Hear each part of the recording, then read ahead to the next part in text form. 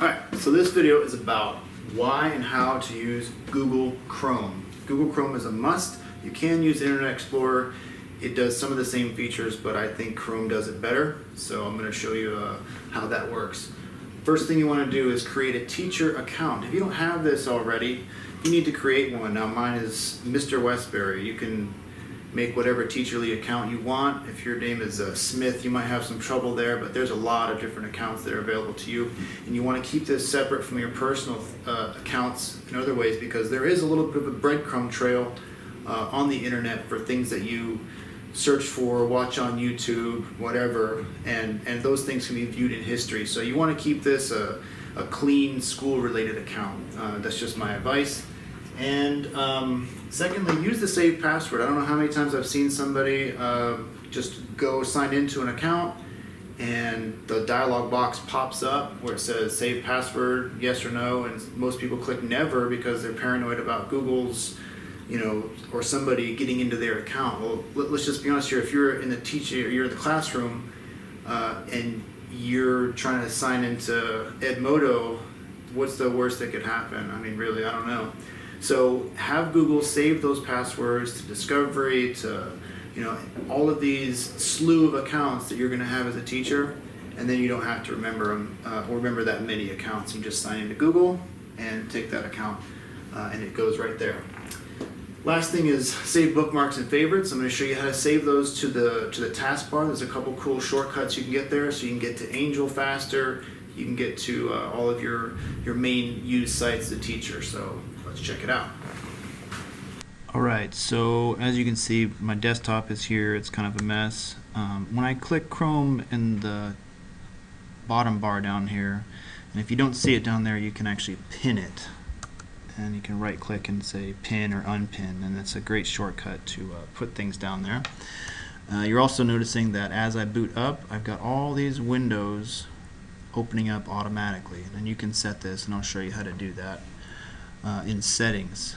I don't really need all of them, and I don't need to wait for all of them right now, so I'm going to kill a couple of them and get to the heart of things. Okay.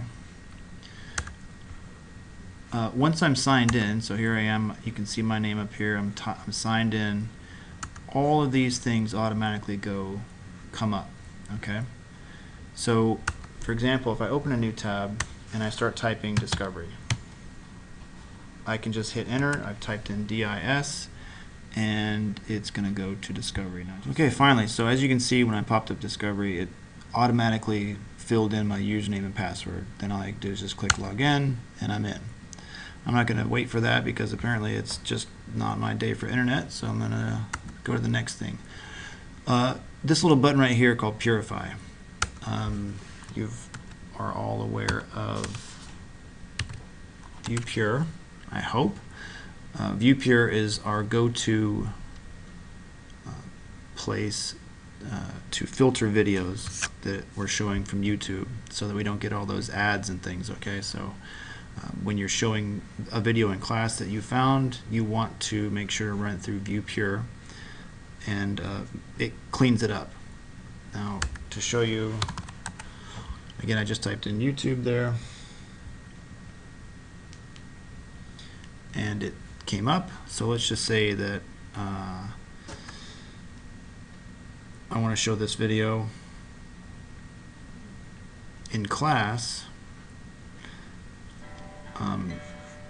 I can do it a couple different ways. I can take this URL and I can use Control-C to copy it, go over to ViewPure, Control-V and paste it, and then I can click Purify and there it is. Or if you look right down here, you can drag this Purify button up to the bar, and that's what you get. You get this Purify thing. So if I go back to YouTube and I want to do something right away, I just click Purify and skadoosh, it's already purified, and then I can start showing the video immediately, and I've got no ads, nothing. Now this is a good thing to do on the fly, and it makes things really, really easy. So again, that's on the ViewPure site. You click Purify, and once you drag it, you have to do this part right here. You have to drag it to your bar. The other thing is maybe you don't see your bar, So I'm going to show you how to do that real quick. So you go to Bookmarks, click the three little bars, click Bookmarks, Show Bookmarks Bar, or Shift Control or Control Shift B. Okay, so I want to show the bar. That way I can see all these things. These are my favorites. So I've got Angel up here. I've got CCPS homepage. I've got Data Warehouse. I've got the TED Talk, and you can also edit these. You can edit what it says. You can edit the icons. You can do all kinds of cool stuff. And notice again, I clicked on Angel, and my username and password popped up right away. So once I've logged in there and I've clicked Save Password, I can log in Angel really fast. And you can all do this on your computer. Another thing is SharePoint. So I know people go through the same long pathway, and the regular pathway to get to SharePoint is CCCPS, wait for that, go to Teachers, wait for that, Staff, Teacher Resources, scroll down, Curriculum Instruction Resources, and then you do all those clicks. Stop doing that. Just stop it. It's ridiculous. Okay? Once you get to where you're going in SharePoint, like if you're a 6th grade middle school teacher and these are the two main things you're going to use, all you got to do is take this right here. I'm going to go to a different one to show you.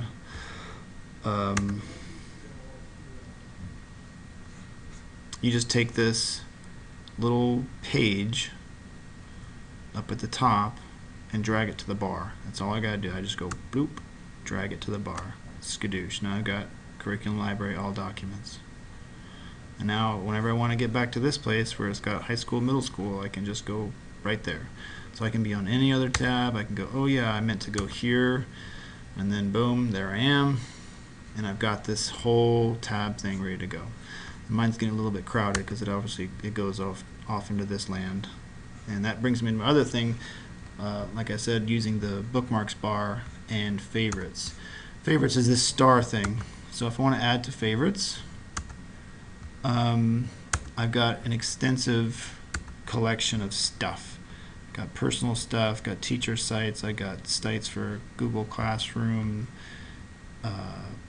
Kagan, science, cool stuff. I try to organize everything I can in these folders, so that whenever I want to find something, I can just go to the Bookmarks Manager. Let me show you what that looks like. Go to Bookmarks, Bookmark Manager, and here I can use the Find feature. I can just search bookmarks. So what was that thing for, like ADI? And then boom, here's everything related to that has the letters ADI, and then here's the folder for ADI. And I can just go in there and I can find it. So that's just a way to manage all that stuff. So a lot of people save to favorites, but they don't put it in a folder, like cool stuff, biology, whatever is particular to your subject area. So just organize it. And as you keep building, you'll be like, wow, I've got a lot of stuff, and at least I know where it is. That way you don't have to keep searching or researching for it. So, because for me, when I find something, I want to save it and be able to find it again. I